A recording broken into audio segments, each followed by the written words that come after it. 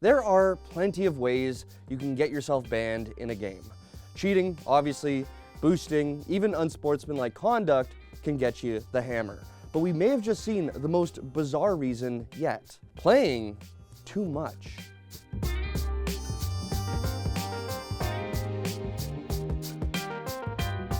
Listen, we've all had our fair share of those nights spent gaming into the wee hours. For some of us, maybe more often than we'd like to admit. But other than sleep deprivation and maybe the scolding from a loved one, we never expected any real consequences, especially none in-game. Well, as it turns out, there could be. Last Wednesday, a former NACS pro, Sluggy, got a 24-hour Faceit ban for, guess what? Playing too much. That's right, folks. After playing 78 pugs over the course of a 72-hour binge, Sluggy was banned. Now, originally, Sluggy thought he was going to get banned for failing to start a match because his game kept crashing. But after trying to work things out with Faceit support, Sluggy was finally given that 24-hour ban. And for a reason, they simply said, go to sleep. Really? That is an actual ban? You're telling me this is the reason?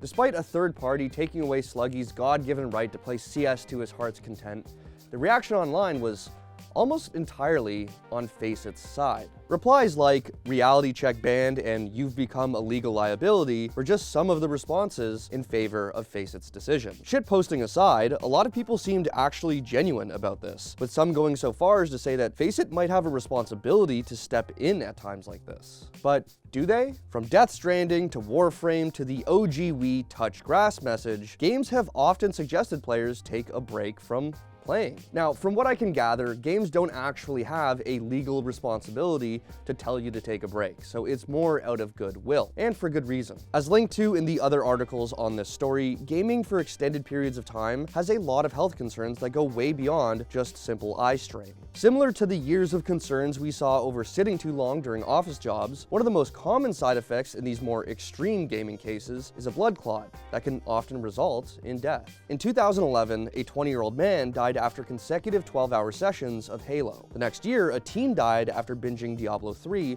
for over 40 hours. Just a few years ago, we saw it happen again, and I haven't even brought up World of Warcraft in these cases yet. Now, dying from a blood clot is pretty much worst case scenario, but there are plenty of other much more common side effects that come from a lack of sleep when you game too much. Point is, there's plenty of legitimate concerns, and my guess is that games send out little messages like this as a PR move to cover themselves from parental backlash. Now, obviously, Sluggy could still play CS if he wanted to.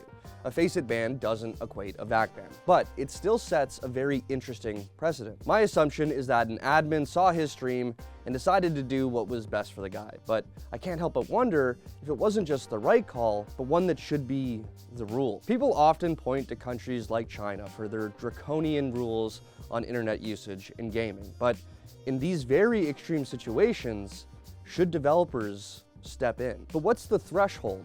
12 hours? 24 hours? Too many days in a row? What about people doing subathons or trying to break records? Where do you draw the line? My guess is that despite the reaction to Sluggy, most gamers would be vehemently against any policing like this. It also might not even be possible.